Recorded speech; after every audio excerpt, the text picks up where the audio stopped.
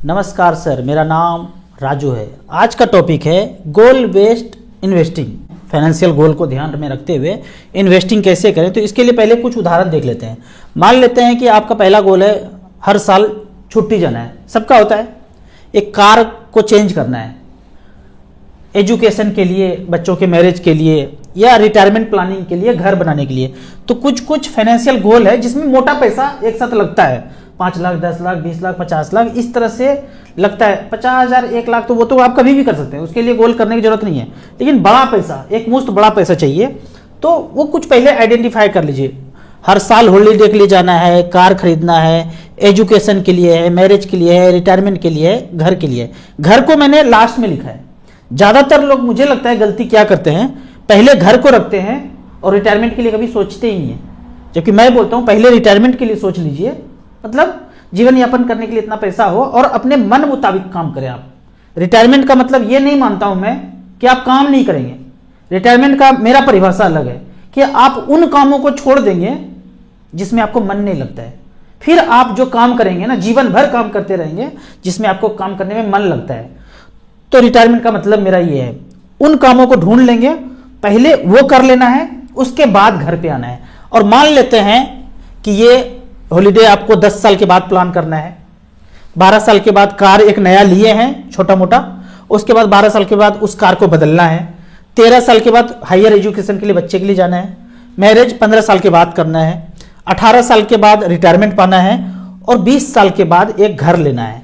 तो इस तरह से करके फाइनेंशियल गोल आपको पहले कागज पेन पे लिख के रखना है। हमने ऐसा किया है 12-13 साल पहले, हस्बैंड वाइफ बैठ करके।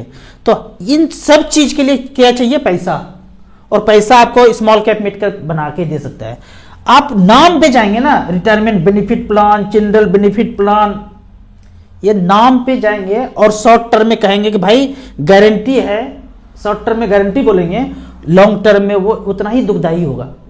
अब किसी के पास जीवन भर पैसा जमा करे 20 साल और 25-26 लाख रुपया हो, अब कोई बोलते हैं कि मैं इसमें डाल देता हूं और वो 1 करोड़ रुपया बन जाए। 20-25 साल के बाद जिनके पास 1 करोड़ रुपया है वो रिस्क में नहीं है, और जिन्होंने सेफर किया वो रिस्क में है। कम पैसा हो तो रिस्की होंगे।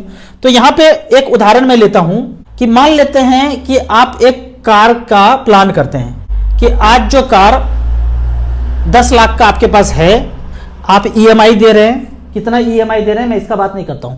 आप उस कार को 12 साल के बाद बदलेंगे तो 16 लाख का वो कार मिलेगा। 10 लाख का चीज आज जो है वो 16 लाख का मिलेगा। उसका इस तरह से यहां पे कैलकुलेशन देख लेते हैं। यहां पे 3,30,000 का, मैं आपको एक उदाहरण देता हूं। मैंने ईओन कार खरीदा था आज से 11 साल पहले, 3,30,000 का, और आज मान लेते हैं बीच का कार लेंगे तो 5 लाख का होगा।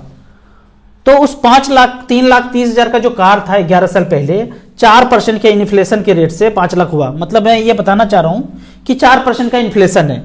उस 4% के इन्फ्लेशन के लिए मान लेते हैं कि आप अभी 10 लाख का कोई कार लेके चल रहे हैं, लमसम में गए, 10 लाख रुपया का कार है। 12 साल के बाद वो कार खटारा हो जाएगा, उसको बदलना है, 4% का इन्फ्लेशन चल रहा है, तो 10 लाख का चीज 16 लाख में उस समय मिलेगा। अब इस 16 लाख को मुझे प्राप्त करना है, तो यदि हम एसआईपी में जाके 4-4 हजार रुपया पर मंथ का एसआईपी अभी से करें, 12 साल तक करते रहें, 15% का return mid cap small cap में मिले, तो 5,76,000 जमा करेंगे और 16 लाख मिल जाएगा। आप कहेंगे कि मुझे ना मिला तो मैं कहूंगा जब तक पूरा ना हो इस पैसे से गोल, तब तक आप एसआईपी करते रहिए। हो सकता है कि 14 साल में पूरा हो जाए, 13 साल में पूरा हो जाए, हो सकता है 10 साल 11 साल में पूरा हो जाए, या फिर कम रिटर्न दिया तो 13 साल 14 साल में पूरा हो जाए। लेकिन जब तक 15% का रिटर्न ना हो और मार्केट लाइफ टाइम हाई ना हो, मेरे काफी सारे फंड में पूरे पोर्टफोलियो में 22% का रिटर्न दिखा रहा है, तो लाइफ टाइम मार्केट हाई है, तो इससे कहीं ज्यादा आपको दिखाएगा, तो पैसा और कहीं ज्यादा हो सकता है। लेकिन जब रिक्वायरमेंट पूरा हो जाए तो उस पैसे को आप रिडीम करके आप अपना फाइनेंशियल गोल पूरा कर सकते हैं। यहां पे हमने ये कार का उदाहरण लिया कि 4-4 हजार रुपया पर मंथ से ये आपका 16 लाख पूरा हो जाएगा। ये जो 10 लाख का कार आज है इसको बोलते हैं प्रेजेंट वैल्यू, और 16 लाख का जो होगा 12 साल के बाद उसको बोलते हैं फ्यूचर वैल्यू। अब एक दूसरा उदाहरण लेते हैं कि 18 साल के बाद रिटायरमेंट में आपको जाना है, तो 10-10 हजार रुपया पर मंथ करते हैं तो 1 करोड़ का हम टारगेट बना लेते हैं। यहां पे ऐसे देखते हैं यहाँ पे हम 10,000 रुपये पर मंथ का SIP करते हैं आने वाले 18 साल तक। यहाँ पे भी 15% कैलकुलेट किया है, मिड कैप स्मॉल कैप में लगाते रहेंगे और 18 साल टाइम है, तो कोई जरूरी नहीं है कि आपको बैलेंस फंड में रखना है, डेट फंड में रखना है, आपको लार्ज कैप में रखना है, आपको रिस्क वाले फंड में रखना है, क्योंकि टाइम ज़्यादा है। जितना ज़्यादा टाइम होता है रिस्क उतना ज़्यादा कम हो जाता है। तो इस तरह से करके 10,000 रुपये पर मंथ करते हैं, 18 साल में 21,60,000 जमा होता है और 15% के रेट से 1,10,00,000 हो जाता है। जब ये 1 करोड़ रुपया हो जाएगा तब हम यहां से पेंशन लेना शुरू करेंगे 60,000 रुपये पर मंथ आने वाले 15 साल तक। 50 के एज में, 55 के एज में आप प्लानिंग कर सकते हैं कि 55 साल तक मैं रिटायर हो जाऊं, 60 तक रिटायर हो जाऊं। 15 साल में जब 1 करोड़ पूरा हो गया तो 60,000 रुपये पर मंथ लिए, 10% के रेट से टोटल हम 1,08,00,000 ले लिए और बाद में बैलेंस 1,94,00,000 बच भी गया। जब इतना होता है 15 साल के बाद, तो इस पेंशन को फिर से आप 60 से 90 या 1,00,000 तक कर सकते हैं, क्योंकि ये पैसा मूलधन बढ़ के ज्यादा हो गया, लगभग डबल हो गया। तो इस तरह से करके प्लानिंग कर सकते हैं। यहां पे देखते हैं, अब एक क्वेश्चन होगा मन में, लोग कमेंट्स में भी पूछते हैं कि 60,000 रुपये पर मंथ उस समय तो कुछ भी नहीं है। अब यहां पे देख लेते हैं कि कैसे इसको कैलकुलेट करते हैं। आप जो बोलते हैं कि 20 साल के बाद कुछ भी वैल्यू नहीं है, मैथ में वो आंसर नहीं होता है। मैथ में कुछ ना कुछ आंसर आएगा। वो आंसर इस तरह से देखते हैं, लमसम में गए 30,000 रुपया आज का, 18 साल के बाद 4% का इन्फ्लेशन हो, वो 30,000 का वैल्यू 60,000 होता है। यानी कि आज जितना खाना हम खाएंगे 30,000 रुपया में एक महीना में, आज से 18 साल के बाद उतना ही खाना खाने के लिए हमको 60,000 चाहिए, यदि मोगेम्बो का इन्फ्लेशन 3% रहे तो। मैंने इन्फ्लेशन के बारे में कभी वीडियो बनाया नहीं है। हमें लगता है कि जो दाम बढ़ रहा है, लेकिन बात कुछ अलग है। पैसे का डिवैल्यूएशन होता जा रहा है, तो आपको महंगाई बढ़ा हुआ नजर आता है। ये कभी फिजिकल आएंगे तब बताएंगे, खतरनाक गेम है वो, बाद में बताएंगे। तो अभी इतना जानिए कि 4% के इन्फ्लेशन के रेट से जो 30,000 का बात है आज का, उस समय 60,000। आप जो कहते हैं ना कि 60,000 तो कुछ भी नहीं होगा, तो क्या आज का 30,000 कुछ भी नहीं है? आज अगर आपका घर है, बच्चे पढ़ लिख लिए, ज्यादा कोई खर्चा बड़ा वाला नहीं है, क्योंकि 60 के एज में तो सब कुछ हो गया होगा, सब लोग गंगा नहा लिया होगा, तो 30,000 रुपये में बूढ़ा बूढ़ी का घर चल जाता है। उस समय 60,000 पर मंथ में चल जाएगा। तो इस तरह से करके आप इसको बोलेंगे 30,000 आज जो खर्चा है, इसको बोलेंगे प्रेजेंट वैल्यू, और उसको बोलेंगे जो बाद में होने वाला है उसको बोलेंगे फ्यूचर वैल्यू। तो इसी तरह से जितना भी फाइनेंशियल गोल है, इस तरह के चीजों को आप StarSIP.in के कैलकुलेटर पे जाएंगे और यहां पे सारा चीज आप कैलकुलेट कर सकते हैं। SIP, लमसम, SWP में जाके आप कैलकुलेट कर सकते हैं। अब कुछ कमेंट्स का बात करते हैं। कमेंट्स में क्वेश्चन पूछा गया है, राजू सर मेरा नाम फलेश पांडे जी है, मेरी बेटी 1 साल की है, 20 साल के लिए 1,00,000 म्यूचुअल फंड में लगाना चाहता हूं, अलग अलग फंड में लगाऊं, एक फंड में लगाऊं, 25,000 रुपया करके आप 4 फंड में स्मॉल कैप में लगा के छोड़ दीजिए। क्योंकि आपका ड्यूरेशन काफी ज्यादा है, लंबे समय तक आप रिमेन इन्वेस्टेड रहना चाहते हैं, तो यहां पे आप 1,00,000 रुपया अगर छोड़ते हैं और रिकॉर्ड अगर देखते हैं, पहले तो मैं बोलूंगा स्मॉल कैप में आप लगा दीजिए, Nippon small cap, SBI small cap, DSP small cap, axis small cap, quant small cap, 20,000 करके 5 फंड में लगा दीजिए।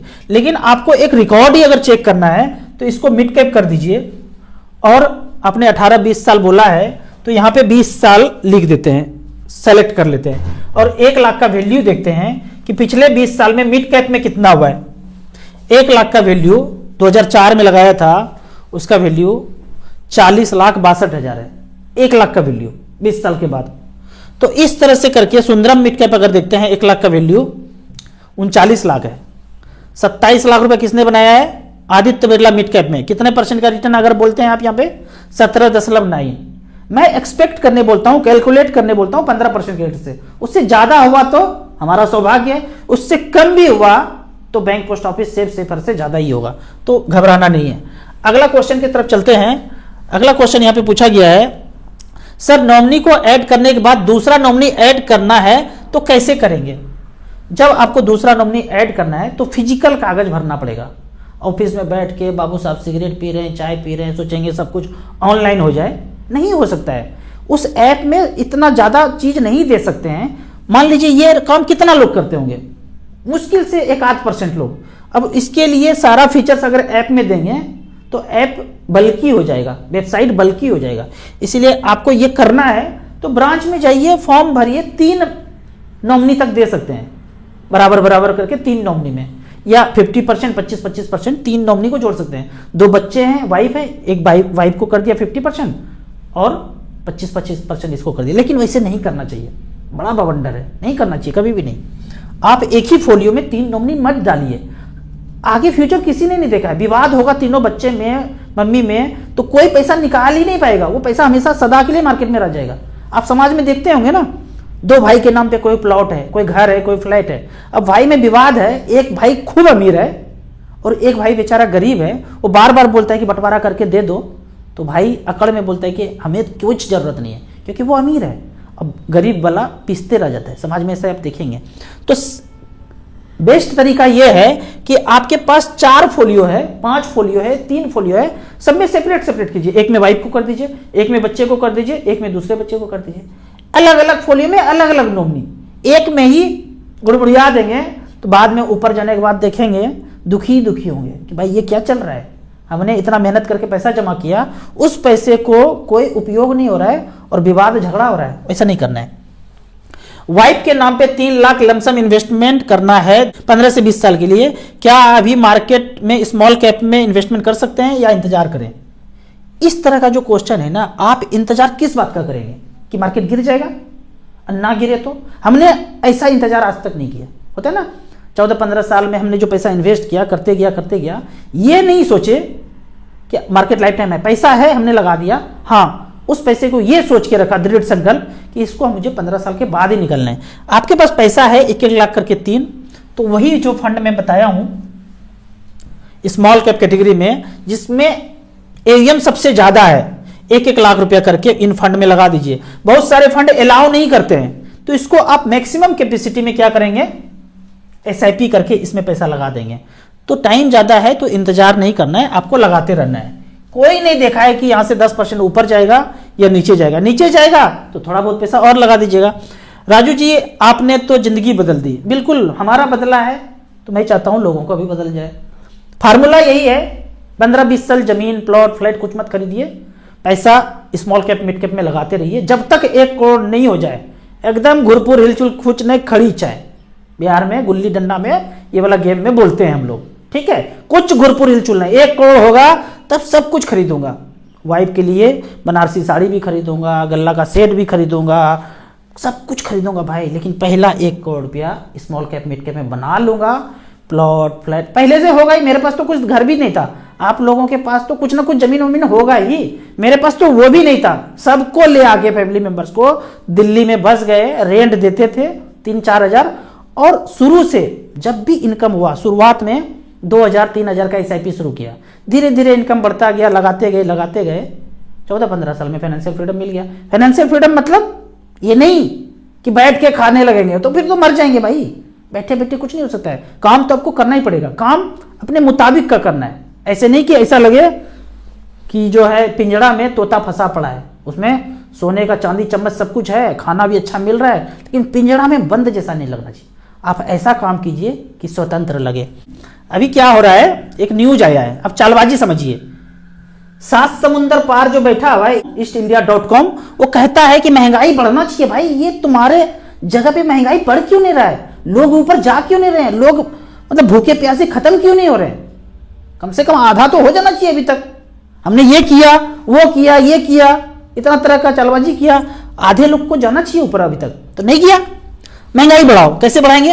एक नियम बना दो कि भाई कुछ भी होगा 10 लाख रुपए आपको देना पड़ेगा। नियम पहले बना दिया, जब भी बनाया, लागू अभी से कर दिया, हाहाकार मच गया। बाबा हम काम नहीं करेंगे, हम इधर से उधर नहीं जाएंगे, उधर से इधर नहीं जाएंगे, हाहाकार मच गया। अब सब जब जो जहां पे वहीं पे, कोई सामान ना इधर से आ रहा है ना उधर से आ रहा है, महंगाई बढ़ना शुरू होगा। अब चीज कम होगा तो महंगाई बढ़ेगा। इसको बोलते हैं जाग के देखना। खेल कोई और खेल रहा है, आपको लगता है कि नियम यहां बना वहां बना, हर जगह पे पूरे वर्ल्ड में एक तरह का चीज चलता है, सिग्नल एक जगह से जनरेट होता है और हर जगह पे वो नाचता है। चालबाजी समझ जाएंगे, एकदम होश पूर्वक जिएंगे तो धीरे धीरे धीरे धीरे चालबाजी समझेंगे तो सब कुछ खत्म हो जाएगा। क्या करना पड़ेगा? वही करना पड़ेगा जो किसान ने किया था। हमको जो नियम नहीं चाहिए वो नहीं चाहिए भाई, चाहे उसके लिए जितना भी आहुति देना पड़े, हमको जो नियम नहीं चाहिए वो नहीं चाहिए। ठीक है, आपको इसी तरह मच फंड के बारे में और कुछ जानना है, इन्वेस्टमेंट के बारे में जानना है, तो इस नंबर पर व्हाट्सअप कर सकते हैं। आपको फाइनेंशियल फ्रीडम चाहिए, कुछ भी चाहिए, म्यूचुअल फंड के बारे में जानना है, starsip.in का बेहतरीन वेबसाइट है। खूब खोपड़ी लगाया हूँ, 2-3 साल लगा इसको बनाने में। उसको 1 सप्ताह अगर घुमा फिरा के देख लेंगे ना, आपके ज़िंदगी में समृद्धि आना शुरू हो जाएगा। मिनिमम 1 करोड़ का टारगेट रखिए, 10, 12, 15 साल में पूरा हो जाता है। वीडियो अच्छा लगे तो व्हाट्सअप यूनिवर्सिटी में दोस्तों के बीच जरूर घुमाइए। यूट्यूब पे देख रहे हैं तो लाइक एंड शेयर जरूर करें। Thank you so much.